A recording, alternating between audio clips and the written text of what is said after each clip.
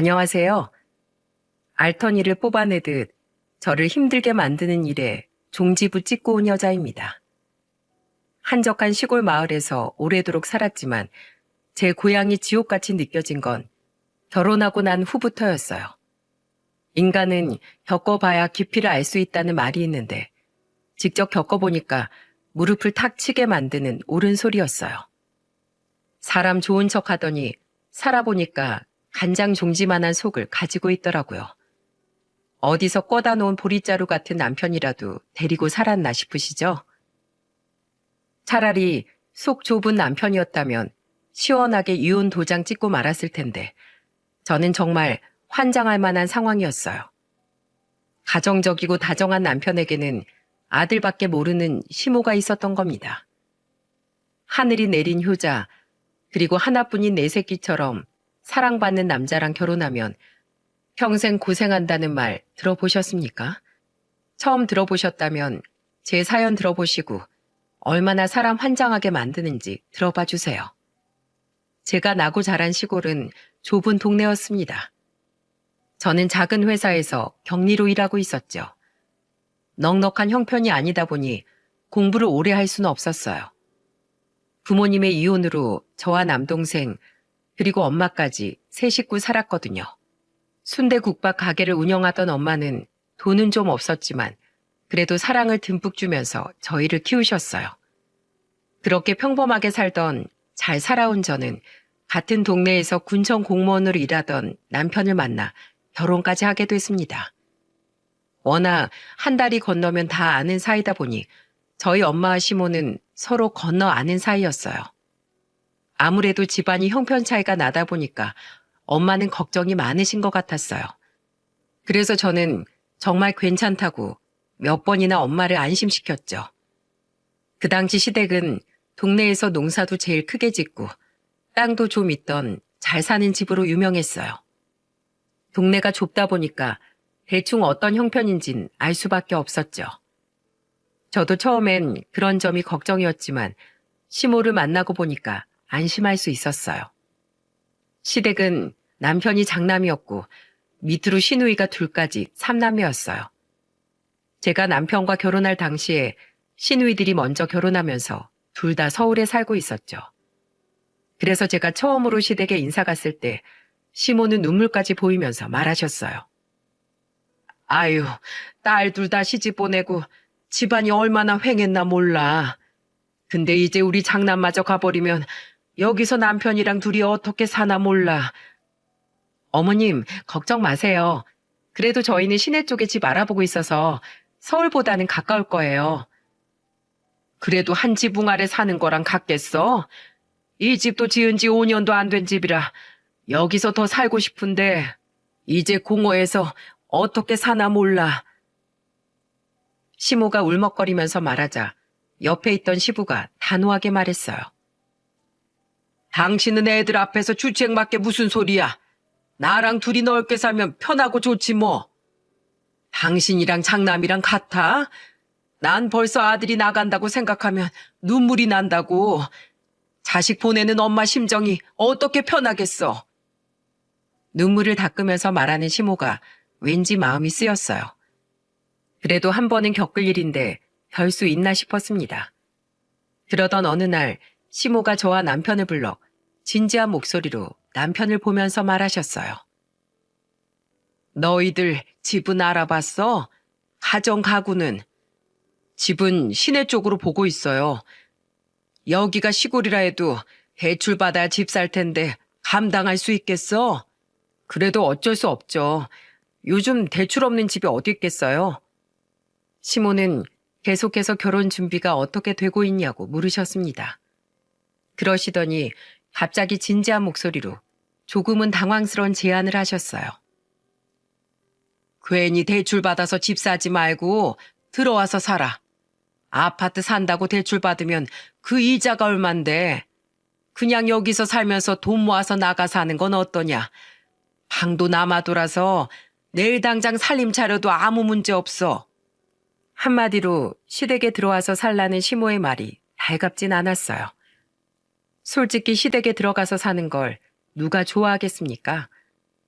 하지만 양가 부모님께 손 벌리지 않고 시작하는 결혼이랑 대출은 피할 수 없는 상황이긴 했어요. 게다가 제가 모은 돈도 그리 많지 않아 돈으로 골치 좀 썩고 있었죠. 그래서 남편과 저는 시모의 제안을 상의해보고 말씀드리겠다고 했습니다. 시부모가 살고 있던 전원주택은 마당도 있고 새로 지은 게 5년도 안 된 때라 새 집이나 다름없었어요. 결국 저는 남편과 상의하다 시부모 집에서 결혼 생활을 시작하게 된 겁니다. 그때만 해도 얼른 돈 모아서 금방 독립할 수 있을 것 같았어요. 하지만 제 생각과 달리 전 시댁에서 독립이 아니라 살기 위해서 탈출하게 됐던 겁니다.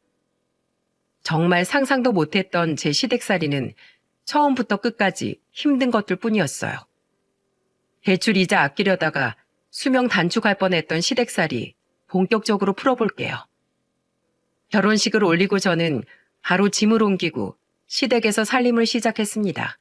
처음에는 시모도 시부도 모두 잘 맞았어요. 특히 시모는 제가 들어오니까 기분이 좋으셨는지 신이 난 목소리로 저한테 이런 말까지 하셨답니다. 아, 며느리 한 명 들어왔을 뿐인데 집이 꽉 차는 것 같네. 아유, 좋아라. 시모가 저를 너무 반겨주니까 너무 좋았어요.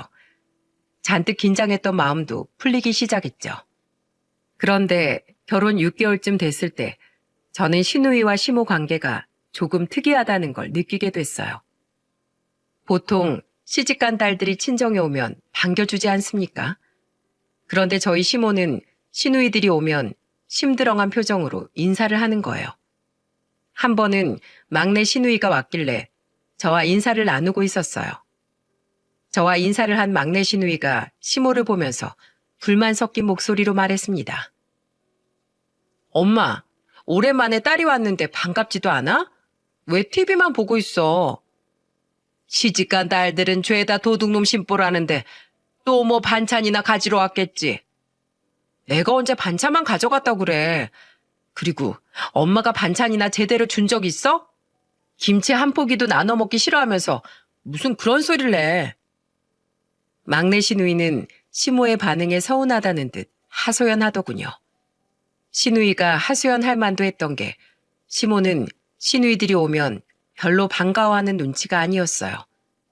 오죽하면 둘째 시누이는 자주 오지도 않을 정도였답니다. 정말 시모는 시누이들한테 김치 한 포기도 아까워했었거든요. 그래도 막내딸이 사위랑 같이 왔으면 반겨줄 법도 한데 시모는 오거나 말거나 신경도 안 쓰는 겁니다. 분위기가 좀 민망해지길래 저는 막내 시누이한테 넌지시 물었어요. 아가씨, 밥은 먹었어요? 저희 아직이요. 아침 일찍 출발해서 점심도 못 먹었어요. 그럼 얼른 밥부터 먹어야겠네요. 막내 시누이가 팔을 걷고 나서서 저와 같이 주방으로 왔습니다. 그런데 뒤따라 주방으로 오던 시모의 날이선 말에 저는 깜짝 놀랐어요. 저거 봐, 밥 먹으러 왔네. 먹을 것도 없는데 뭘 내놔야 하나? 이게 오랜만에 만난 딸한테 할 수 있는 말인가요? 그러면서 뭘 꺼내야 되나 고민하시길래 저는 시모를 보며 말했어요. 어머님, 어제 고기 양념해서 냉동실에 넣어둔 거 있잖아요. 그거 해동할까요? 그걸 왜 지금 꺼내? 그거 우리 민수 저녁 반찬인데. 네? 그래도 넉넉히 했는데 한 팩만 꺼내서 해 먹어도 될 것 같은데요. 넌 그렇게 셈이 느려서 살림을 어떻게 하려고 그래? 우리 집 식구들 반찬을 왜 꺼내? 딸은 출가 외인인 거 몰라? 딸은 출가 외인이라며 역정을 내는 시모의 말에 좀 황당했어요. 아무리 시골에 살아도 시모처럼 꽉 막힌 생각으로 사는 사람은 몇 없는데 이상하다고 생각했습니다. 그때 보다 못한 시모와 저의 대화를 듣고 있던 막내 시누이가 소리쳤어요. 됐어. 밥 안 먹어. 어차피 엄마 말고 아빠 보러 온 거야. 엄마 사위 앞에서 꼭 그런 소리 해야겠어? 그러니까 누가 밥도 안 먹고 오래? 진짜 너무한다. 아빠 모시고 나가서 밥 먹고 바로 집을 갈 거니까 그렇게 알아요. 잔뜩 화가 난 막내 시누이가 화를 내며 나갔고 민망하게 서 있던 심해부도 따라 나갔어요. 정말 시모 때문에 저까지 다 얼굴이 화끈거렸습니다. 남도 아니고 딸인데 밥 한 번 차려주는 게 왜 아까운 건지 이해가 안 갔어요. 결국 그날 막내 시누이는 시부만 보고 다시 서울로 올라갔더군요. 뒤늦게 집에 온 시부는 시모를 보면서 호통을 치며 말했습니다. 당신은 딸한테 대체 왜 그래? 밥이 뭐라고 애를 서운하게 만들어서 보내. 딸 챙겨봐야 다 소용없어. 당신도 아들이나 챙겨. 어차피 다른 집 식구인데 뭘 그래? 그놈의 아들. 지겹다 지겨워. 시부는 지겹다고 화를 내더니 방으로 들어가 버리셨어요. 같은 자식인데 아들만 편애하는 시모한테 시부는 불만이 많았습니다. 그런데도 시모는 오로지 아들뿐이었어요. 그래도 신기한 게 그때만 해도 며느리까지 차별하진 않더군요. 그러다가 결혼 1년 차에 선물처럼 첫 아이가 생겼어요. 그때 시모는 정말 세상을 다 가진 표정으로 기쁜 목소리로 말했습니다. 아이고, 우리 며느리가 복덩이네, 복덩이야. 앞으로 먹고 싶은 거 있으면 말만 해. 내가 제일 좋은 걸로 다 사다 줄 테니까. 듣던 중 반가운 소리에 노래가 절로 나오네. 시모는 신이 나는지 콧노래까지 흥얼거리셨어요. 그 모습을 본 남편이 즐거운 목소리로 말했어요. 우리 엄마 이렇게 신나하는 모습 처음 보는데? 내가 손주를 얼마나 기다렸는데 기쁘고 말고. 한껏 신이 난 시모를 보면서 오랜만에 화기애애한 시간을 보냈어요. 하지만 이 기쁨은 오래가지 못했습니다. 시간이 흘러 임신 20주쯤 됐을 때 아이 성별을 확인했는데 딸이라는 걸 알게 됐어요.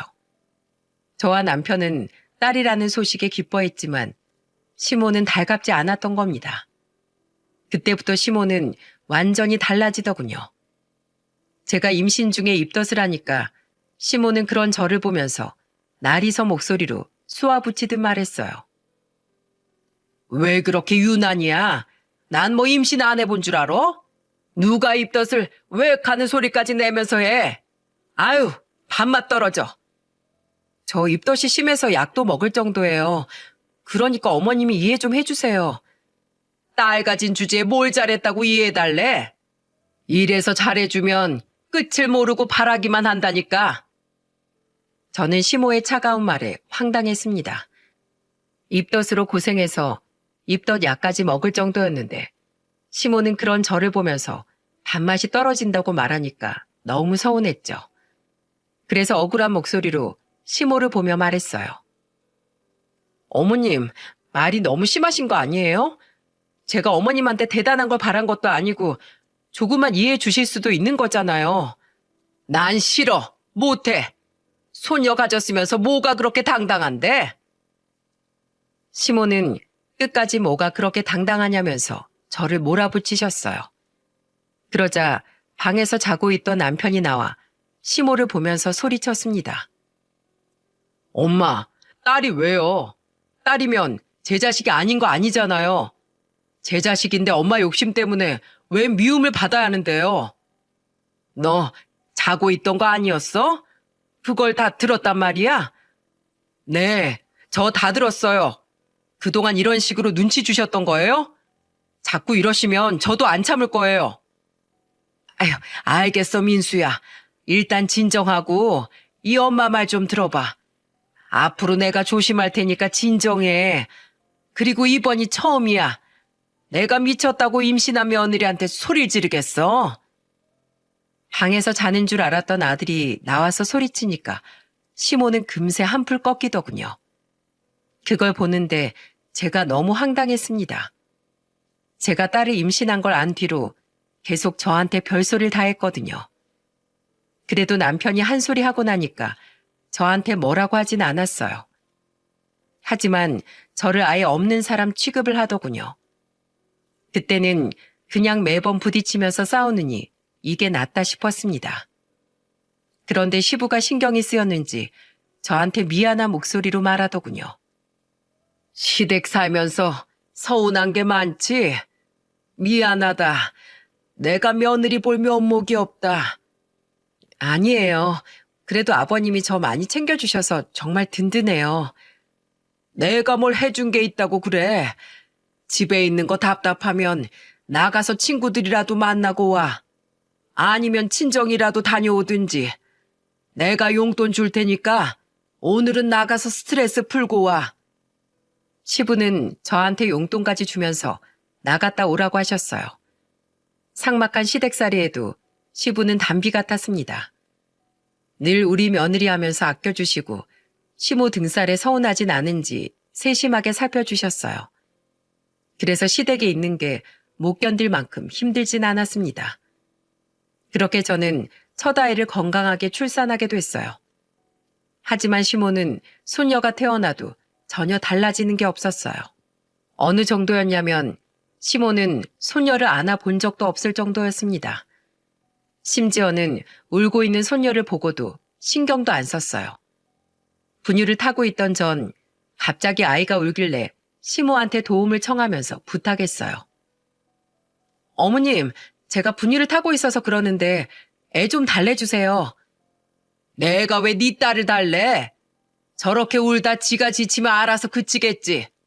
애들 너무 안아서 키우는 것도 안 좋아. 시모는 정말 끝까지 애가 숨이 넘어가도록 우는데 꿈쩍도 안 했습니다. 진짜 지독하지 않습니까? 급하게 분유를 타고 아이를 달래는데 한숨이 절로 나오더라고요. 겨우 아이를 재우고 나와서 주방으로 오니까 시모가 아이 젖병을 보면서 타박하는 소리를 하기 시작했습니다. 야, 딸 키우면서 이게 다 뭐야? 무슨 소독까지 해서 먹여? 이래 봐야 뭐가 달라진다고 이런 걸 늘어놓고 키워? 왜요? 이젠 애가 쓰는 젖병도 싫으세요? 대체 왜 그러세요? 진짜 아들이 아니라 그러시는 거예요?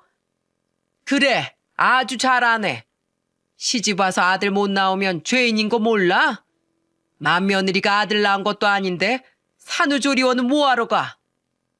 진짜 너무하시는 거 아니에요? 딸이 왜요? 그러는 어머님도 친정에선 딸이었을 거 아니에요. 어머님도 같은 여자면서 그럴 수가 있으세요? 계속 이러시면 저 친정으로 갈게요. 뭐? 가긴 어딜 가? 네가 간다고 나서면 우리 아들도 나설 텐데 대체 어딜 간다는 거야? 그러니까 그 귀한 아드님 처가살이 하는 거 보기 싫으시면 제발 아이한테 그러지 좀 마세요. 저것이 아주 못하는 말이 없어. 시모는 제 말에 당황했는지 말까지 더듬으면서 말했습니다. 그때는 다 소독해둔 젖병까지 툭툭 치면서 말하는 모습을 보니까 저도 화가 나서 참을 수가 없었어요. 정말 오죽하면 그랬겠습니까? 손녀라는 걸 안 순간부터 시모가 하던 행동을 보면 누가 봐도 손녀를 싫어하는 게 보였어요. 그래서 시부와 남편이 그런 시모를 단속하느라 한 번씩 고성이 오가기도 했었고요. 그래도 시모는 다른 사람은 몰라도 아들 말이라면 바로 납작 엎드렸어요. 유일하게 시모를 말릴 수 있던 사람은 남편뿐이었던 겁니다. 이런 사실을 위안 삼아서 살고 있었는데 문제는 늘 남편이 출근한 뒤 벌어졌어요. 제가 아이를 키우느라 회사를 그만두고 육아만 하고 있을 때 정말 전쟁터였습니다. 시모는 아이를 재우다가 깜빡 잠이 든 저를 깨우면서 말했어요. 넌 아주 팔자도 좋다. 네 남편은 나가서 돈 벌고 있는데 잠이나 퍼질러 자고 있어? 아, 그게 아니라 아이 재우다가 깜빡 잠이 들었어요. 허이구, 핑계도 좋다. 너 그러다 이혼당하고 싶어서 그래? 이 동네에서 제일 쳐주는 직업이 군청 공무원이야. 우리 아들은 지금 당장 너랑 이혼해도 결혼할 여자가 줄을 선다니까? 넌 이혼하면 우리 아들 같은 사람 만날 수 있을 것 같아? 고작 경리 출신 주제에. 제가 자고 싶어서 잤어요? 애 보다가 깜빡 잠든 거라고요. 그리고 잠깐 졸 수도 있는 거지. 제가 왜 어머님한테 해명해야 되는 건데요? 직업에 기천이 어디 있다고 그러시냐고요. 제가 범죄를 저지른 것도 아니고 격리가 뭐가 어때서요. 우리 잘 사는 모습 그거 하나만 바라신다고 하셨잖아요. 근데 왜 맨날 싸울 궁리만 하세요? 매번 가난한 집안 격리 출신이라고 무시하던 시모한테 그날은 너무 화가 나서 소리를 지르면서 말했어요. 그러자 시모는 저를 한참 노려보더니 방으로 들어가 버리더군요. 매일 가난한 격리 주제에 자기 아들 정도면 감지덕지 하라는데 누가 보면 엄청난 기업 총수 아들이랑 결혼한 줄 알겠어요. 제 말이 심하다고 생각하시나요? 어떤 일이 있었는지 더 들어보시면 제가 왜 저렇게 화냈나 아실 수 있을 거예요. 여러 사건이 있었지만 그중에 저를 가장 충격받게 만든 사건이 하나 있었답니다. 시모는 마을 주민들과 막걸리 마시는 걸 좋아했어요. 그래서 그날 잔뜩 취해서 들어오셨는데 뜬금없이 절 보면서 이상한 소리를 하셨습니다. 야, 넌 왜 격리가 됐냐? 어? 집에 돈도 없으면서 회사 돈 관리는 할 줄 알아? 돈도 만져본 놈이 만지는 건데 네가 뭘 안다고 격리야? 술에 취해서 혀가 다 꼬인 채로 말하는 시모 말에 충격을 받았어요. 그때 옆에 있던 제 남편도 깜짝 놀라 시모를 말리면서 말했습니다. 엄마, 지금 무슨 소리 하는 거야? 얼른 들어가서 주무셔. 가자. 아들 잘 키워놨더니 덕은 전년이 다 보내. 아이고 내 팔자야. 죽 쏘서 개를 줬네. 개를 줬어. 시모의 한탄에 저는 제 귀를 의심했어요. 지금 저기서 말하는 개가 저라는 건가 싶었습니다.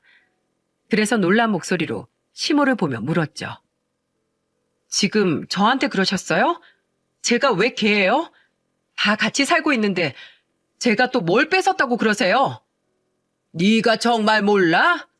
네, 대체 왜 그러시는 거예요? 차라리 속 시원하게 말이라도 해주시면 제가 고쳐보기라도 할게요. 저 어머님이랑 정말 잘 지내고 싶은데 이유도 모르고 화만 내시니까 저도 도통 어떻게 해야 될지 모르겠어요. 우리 아들이 예전엔 내 어깨도 주물러 주던 아들인데 장가 가고 나서 한 번도 내 어깨를 주물러 준 적이 없어. 근데 아주 너라며 껌뻑 죽고 금이야오게 아끼는데 내가 화가 나 안 나?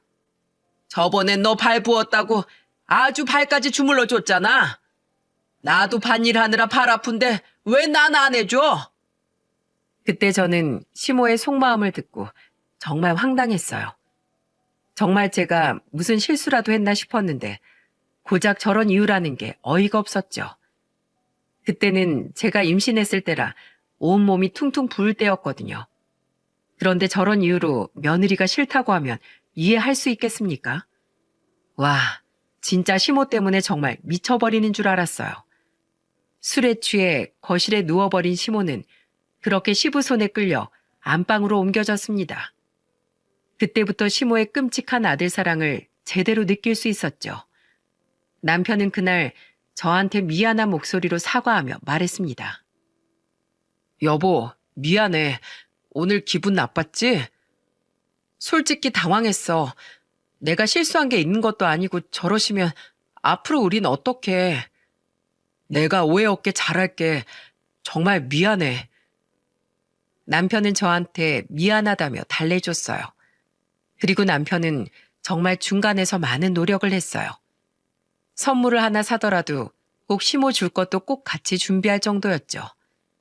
피곤한 시모였지만 그래도 저렇게 챙겨드리면 아이처럼 좋아하시니까 그나마 잠시는 잘 지낼 수 있었어요. 하지만 시모와 돌이킬 수 없는 관계가 된 건 제가 둘째를 임신하면서부터였습니다. 그때 시모는 저의 둘째 소식으로 이번엔 아들이지 않을까 엄청난 기대를 했었죠. 그런 기대가 저한테는 부담스럽기만 했어요. 그리고 얼마 후면 성별 확인이 가능한 시기가 다가오자 저는 부담감에 잠도 설칠 정도였답니다. 계속해서 혹시 아들이 아니면 어떡하지 하는 생각이 드는 거예요. 제가 마음대로 할 수 있는 것도 아닌데 애써 생각해서 지우려고 노력했어요. 그러던 중 저는 베개 커버를 빨래하려다가 베개를 집어든 순간 저는 기겁했습니다. 베개에서 무언가 만져지길래 커버를 벗겨서 이리저리 살펴보는데 웬 노란 종이가 하나 툭 떨어졌어요. 바로 베개에서 나온 건 부적이었던 겁니다. 남편도 이런 쪽으론 관심 없는 사람이라서 범인은 누가 봐도 딱 한 명이었어요. 바로 시모였죠. 이 집에서 부적을 받아올 사람은 바로 시모 한 명밖에 없었거든요. 기가 막힌 전 거실에서 TV를 보던 시모한테 부적을 들고 가서 따져 물었습니다. 어머님, 이게 뭐예요? 이거 어머님이 넣어두신 거예요? 아니, 그걸 왜 네가 들고 있어? 네 손 타면 부정 타는데 왜 잡냐고. 너 그 부적 맨손으로 잡고 부정 타서 아들 못 낳으면 어떡할 건데? 네가 책임질 거야? 네? 아들 낳는 부적이요? 지금 그럼 아들 낳으라고 부적 받아오신 거예요? 용한 점집에서 줄 서서 받아온 건데 왜 네가 들고 있냐고? 하나 20만 원인 하는 건데. 아이고, 망했네, 망했어. 대체 뭐가 망했다는 건지 시모는 억울하다는 듯이 땅을 치며 오열했어요. 이 상황에 정말 울고 싶은 건 전데 왜 시모가 우는지 답답했죠. 그때 저는 시모한테 화를 내며 말했습니다. 어머님, 제발 이런 것 좀 하지 마세요. 전 어머님이 무당을 만나고 오거나 말거나 상관 안 하는데요. 이런 거 다신 제 방에 두는 일은 없었으면 좋겠네요. 야, 내가 오죽하면 그러겠어? 네 팔자에 아들이 없다잖아. 아들이 팔자에 없다길래 부적이라도 받아온 건데 왜 그러냐고. 내놔, 이리 내놔. 시모는 그 순간 부정 탔다면서 화를 내다가 제 손에 있던 부적을 뺏어가려고 달려들었어요. 그때 들어오던 시부가 그 모습을 보고 호통을 치며 말했어요.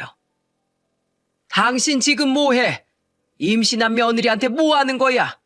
여보, 저 부적, 저거 당장 뺏어봐. 뭐야? 부적? 저는 부적을 뺏어가려는 시모한테 안 뺏기려고 꼭 쥐고 있었습니다. 그래서 때마침 들어온 시부가 볼 때는 꼭 몸싸움을 하는 것처럼 보인 겁니다. 그때 시부는 제가 들고 있던 부적을 받아들고 시모를 보면서 말했어요. 당신 이 점집 또 갔어? 내가 가지 말라고 했잖아. 또 얼마나 쓰고 온 거야? 이게 나 좋자고 쓴 줄 알아? 다 당신 아들 위한 거라고. 며느리 팔자에 아들이 없다는데 그럼 당신은 손녀만 둘 보고 살 거야? 손자가 있어야 할 거 아니야, 손자가. 이 사람아, 대체 당신 왜 그렇게 아들에 집착하는 건데? 당신이 그렇게 사니까 딸들도 안 찾아오는 거 아니야? 거봐, 딸년들 키워봐야 아무 소용없다니까. 당신도 정신 차려. 딸들 아무 쓸모없어. 그 입 못 다물어? 당신 이럴 줄 알았어. 앞으로 아들 손자 타령하기만 해봐. 그땐 나 민수랑 며느리 직구해서 나가 살라고 할 거야. 아주 아들 안 보고 살고 싶으면 이런 부적 계속 받아와 봐. 여보, 대체 왜 그래? 아니, 우리 아들 위한 거라니까. 알았어. 안 그럴게. 다신 무당 안 찾아갈게. 시모는 시부의 호통에 결국 싹싹 빌었습니다. 그리고 그날 저녁 남편이 와서 부적을 보고 기겁을 하더군요. 정말 부적까지 할 줄 몰랐는데 시모의 아들 집착에 남편도 진절머리를 쳤습니다. 그 후 성별을 확인한 저는 또 딸을 임신한 상태였어요. 제 아이였기 때문에 저는 기뻤지만 첫째가 딸이라서 받았던 서름이 떠올라 마음 편히 기뻐하지도 못했어요. 남편과 제가 집으로 오자 시모는 눈을 반짝이면서 말하더군요. 뭐래? 병원에서 뭘 하는데? 기대에 가득 찬 눈빛으로 물어보는 시모한테 남편은 단호한 목소리로 말했죠. 딸이에요. 그러니까 아무 기대도 하지 마세요. 뭐? 내가 초까지 켜두고 기도를 올렸는데 왜 또 딸이야? 그럴 리가 없는데. 엄마, 손녀도 소중한 생명이에요. 우리 소중한 아이인데 대체 왜 그러세요? 저 이번엔 그때처럼 아내 힘들게 하고 싶지 않으니까 엄마가 포기하세요. 시모는 단호한 남편의 말에 더 이상 말을 잇지 못했습니다. 임신하고도 그렇게 눈칫밥을 먹는 며느리는 이 세상에 저밖에 없겠다는 생각까지 들었어요. 시모는 또 저를 아예 투명인간 취급하면서 아예 거들떠도 안 봤습니다. 그래서 정말 이제는 분가를 해야겠다고 마음을 먹게 됐어요. 둘째까지 태어나면 시모가 또 얼마나 트집을 잡을지 눈에 선했거든요. 그렇게 남편과 시댁에서 분가해야겠다고 다짐하고 집을 찾기 시작했죠. 하지만 그 사이 더 오른 집값에 저와 남편은 꽤 오랜 시간 집을 찾아보게 된 겁니다. 그 사이 둘째까지 낳다 보니까 분가는 어느새 더 뒤로 밀리고 있었습니다. 아무래도 첫째를 키우면서 시모한테 당한 게 있어서 그런지 둘째를 돌볼 때는 시모가 뭐라 해도 그냥 그러려니 했어요. 하지만 아슬아슬 줄타기 같았던 시댁살이 중에 사건이 6개월 뒤 터지고 만 겁니다. 오랜만에 동네 잔치가 열려 술을 좋아하던 시모는 전날 과음을 하고 집에 왔었어요. 얼마나 마셨는지 집에 와서도 정신을 못 차리다 잠에 들 정도였습니다. 그렇게 다음날 아침이 되자 속이 안 좋았는지 저한테 다 죽어가는 목소리로 부탁하더군요. 애미야, 동태찌개 좀 끓여와봐라. 해장 좀 해야겠다. 어머님, 저 지금 몸이 좀 안 좋아서 힘들 것 같아요. 그냥 어머님이 끓여 드시면 안 될까요? 나이 든 나보다 새파랗게 젊은 네가 더 아프다고? 말이 되는 소리를 좀 해. 잔머리 굴리지 말고 당장 동태찌개 끓여와. 어디서 시어머니 말씀하시는데 토를 달어? 그러면서 어찌나 소리를 질러대는지 머리가 다 울릴 지경이었어요. 당장 움직이지 않으면 더 화를 낼 것 같아 겨우 몸을 일으켰죠. 그리고 저는 마지막 아픈 몸으로 동태찌개를 끓였습니다. 찌개가 끓고 있는 건지 속이 타고 있는 건지 저는 두통으로 정신을 차릴 수가 없었습니다. 그래도 한 냄비 끓여서 겨우 시모 아침 밥상을 차렸죠. 저도 힘들었지만 그래도 시모가 속이 안 좋다니까 전 먹던 힘까지 쥐어짜내서 준비해서 갖다 드렸어요. 그런데 식은땀 흘려가면서 밥상 차려주니까 시모가 한 입 먹자마자 뭐라고 했는 줄 아십니까? 이게 뭐야? 아니, 생선 비린내가 왜 이렇게 심해? 이걸 지금 나 먹으라고 끓여온 거야? 비린내요? 저는 안 나는데요. 아니, 그럼 내가 생트집이라도 잡는다는 거냐? 제가 몸 안 좋다고 말씀드렸잖아요. 지금 코도 막혀서 냄새가 안 나요. 됐고, 그건 네 사정이니까 당장 다시 끓여와. 네? 저 지금 몸도 안 좋은데 이젠 어머님이 해드세요. 너 왜 자꾸 말대답이야? 다시 해오라고. 정말 머리가 깨질 듯이 아팠던 전 시모의 말에 참을 수 없는 분노가 차올랐어요. 그래서 있는 힘껏 소리를 치며 말했습니다. 저한테 대체 왜 그러시는 건데요? 어머님이 직접 끓여 드세요. 전 몸이 안 좋아서 병원 가야겠으니까 어머님이 알아서 하세요. 아니, 뭐야? 저게 미쳤나? 그때 밥상에서 일어나려던 저한테 시모는 방금 끓여온 동태찌개가 들어있던 냄비에 고무 손잡이를 잡더니 그대로 쏟아버린 겁니다. 그 순간 제 다리와 손에 뜨거운 찌개가 모두 쏟아졌어요. 저는 고통스러워서 비명을 질렀고 마당에 있던 시부가 뛰어들어왔습니다. 그리고 다리와 팔이 빨갛게 부어오른 저를 보고 놀라 물었어요. 당신 지금 뭐 하는 거야? 아니, 이게 무슨 일이야? 저게 자꾸 말도 안 듣고 화나게서 쏟았어. 왜? 저런 애는 아주 기를 죽여놔야 안 덤빈다고. 뭐? 당신 미쳤어? 며느라, 괜찮니? 살이 다 부어오른 저는 너무 아파서 눈물만 흘렸습니다. 결국 시부가 119를 불렀고 저는 병원으로 옮겨졌어요. 그때 응급실로 옮겨져서 응급처치를 받는 제 옆에서 시부는 걱정하는 목소리로 물었습니다. 괜찮니? 아니, 이걸 어떡하니? 나가주세요. 지금은 아버님도 보고 싶지 않아요. 제발 나가시라고요. 제 옆에서 다급한 목소리로 묻던 시부는 제가 소리를 지르자 진정하라면서 그대로 나갔어요. 그리고 저는 서러움에 벅차올라 친정 엄마한테 전화로 하소연하며 털어놨습니다. 엄마, 나 너무 힘들어. 지금 병원이야. 정말 못 살겠어. 딸, 괜찮어? 감히 누가 그랬어? 왜? 뭐가 힘든데? 울고 있는 제 목소리에 놀란 엄마가 다급하게 물었어요. 그리고 저는 시모가 동태찌개를 엎었다는 걸 전부 털어놨습니다. 그러자 엄마는 화가 잔뜩 난 목소리로 말했습니다. 뭐야? 이 여편네가 진짜? 너 지금 병원 어디야? 엄마가 병원으로 바로 갈게. 그렇게 엄마는 잔뜩 화가 나서 병원으로 오셨고 빨갛게 부어오른 다리와 팔을 보더니 주먹을 불끈 쥐면서 말했어요. 그놈의 여편네가 너한테 기어이 사고를 치네. 내가 아주 가만히 있나 봐. 현수가 너 여기 꼼짝 말고 있어.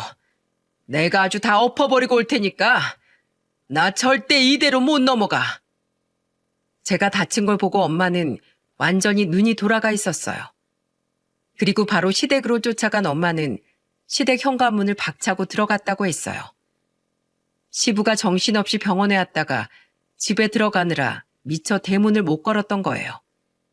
그래서 대문을 박차고 들어간 엄마는 마당 한켠에 있던 시모의 장독대를 옆에 있던 긴 막대로 때려 부셨다고 했습니다. 그 소리를 듣고 놀라서 시부모가 달려 나왔다는 소리를 나중에 전해 듣고 그 표정이 눈에 선하더군요.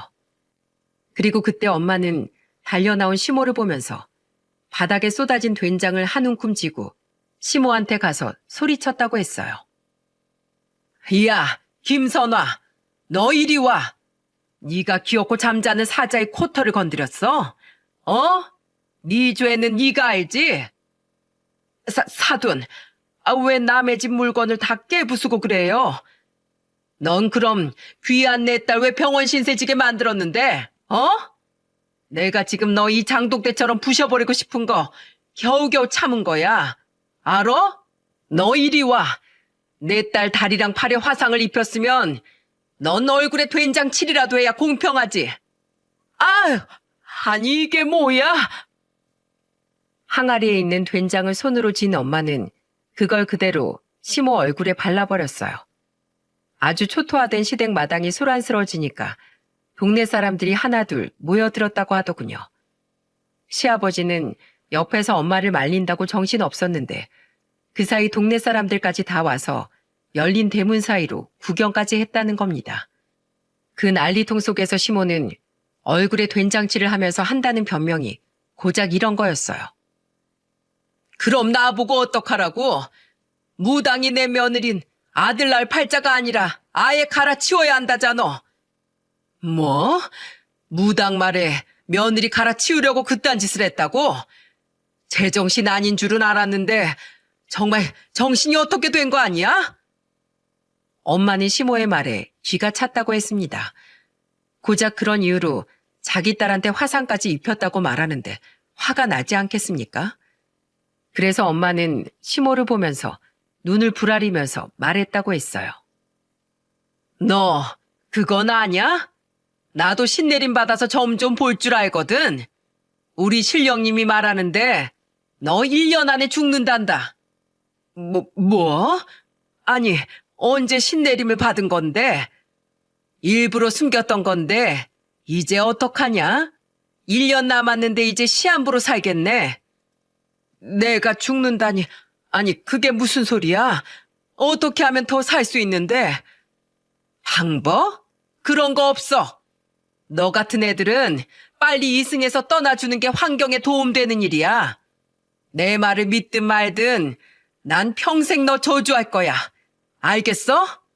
내가 이 동네 짬밥만 해도 50년이 넘어. 그리고 나보다 나이도 2살이나 어린 년이 어디서 나대고 있어? 놔. 아이고 이건 놔. 아유. 엄마는 시모의 머리채를 잡고 흔들기 시작했어요. 얼굴에 된장 범벅을 한 시모가 머리채까지 잡히자 시부는 두 여자 사이에서 싸움을 말리느라 정말 진땀을 쏙 뺄 수밖에 없었죠.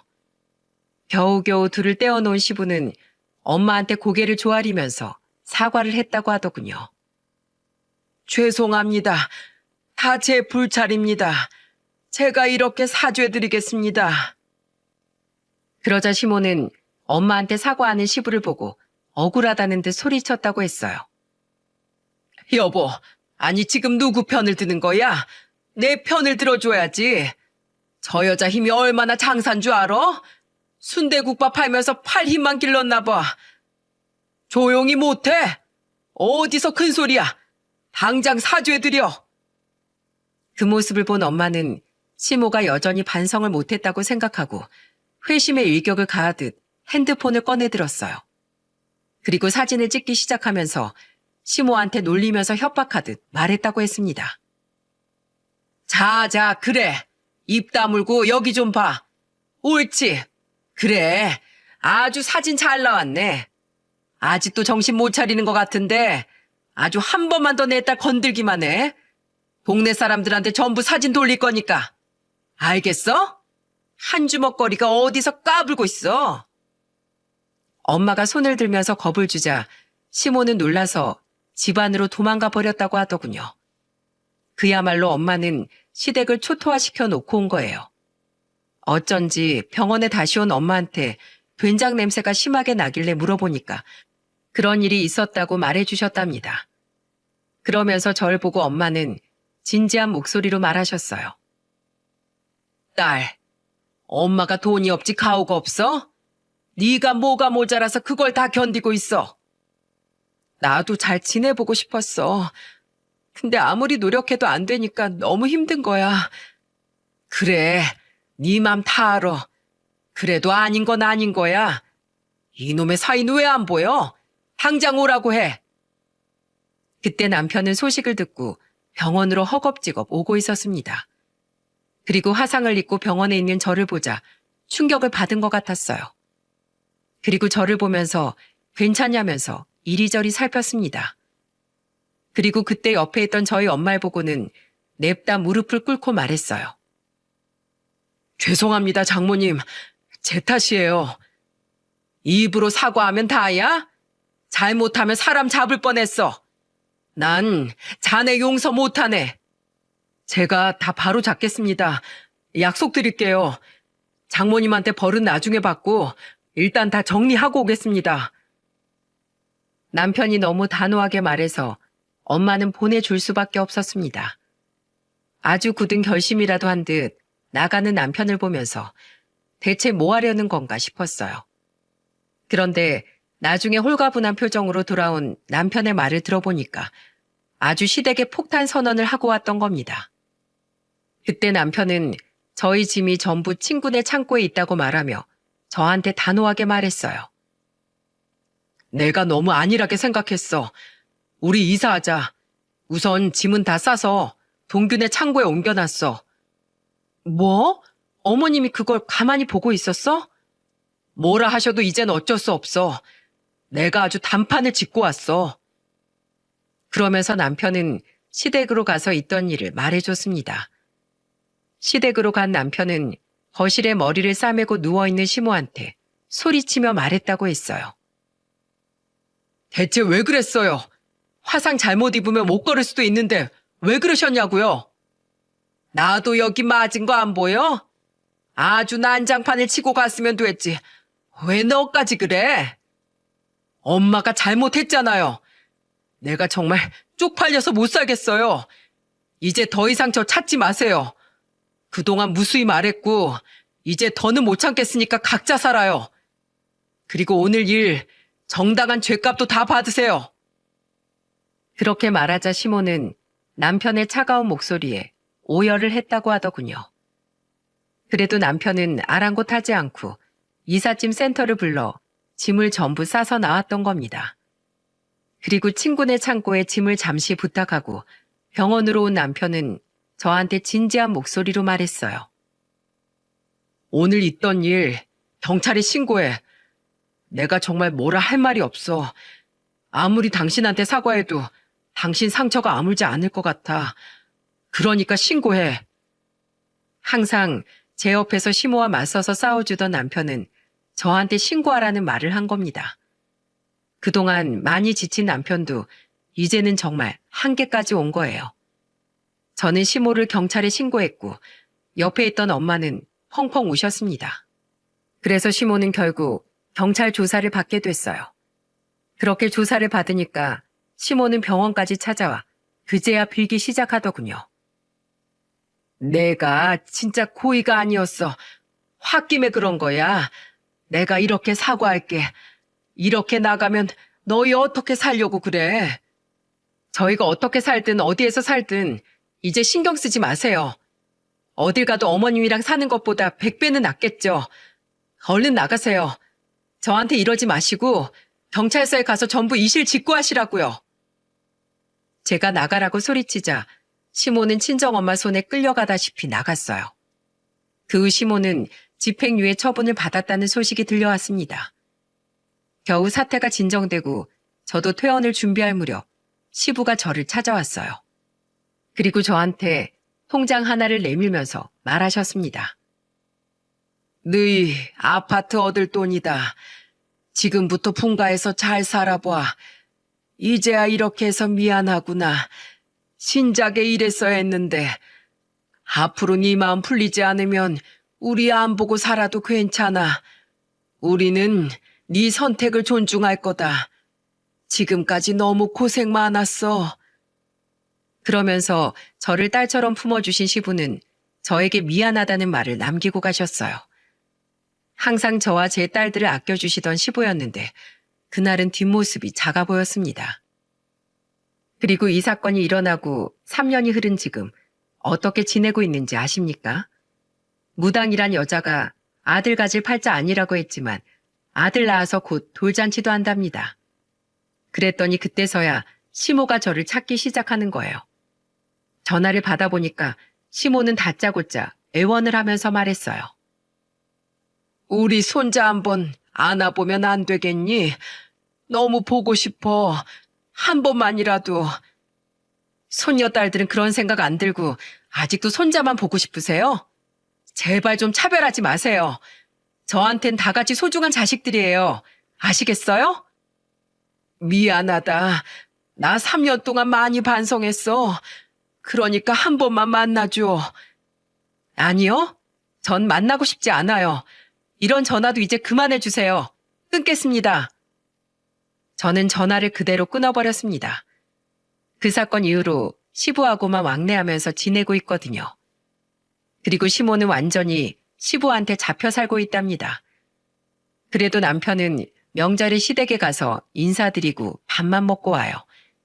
저는 트라우마가 컸기 때문에 가지 못하고 있습니다. 오로지 아이들과 집안일에만 집중하고 있고요. 지금도 끓는 냄비만 보면 무섭긴 해요. 그래도 든든한 남편과 엄마의 응원 속에 하나씩 이겨내고 있어요. 엄마는 저희 집에 오셔서 손주들도 보시고 제가 하나씩 이겨낼 수 있게 도와주신답니다. 3년 전 사건이지만 아직도 상처가 가득해요. 이렇게 사연을 쓴 것도 가슴에 남은 한 때문입니다. 말은 실체가 없어도 가끔은 그 어떤 무기보다 짙은 상처를 남기기도 해요. 지금은 남편과 아이들을 키우면서 잘 살고 있지만 가끔 시모의 폭언이 떠오르면 서러워져요. 그때들은 가시돋친 말을 곱씹다 보면 또다시 상처를 받게 되는 것 같습니다.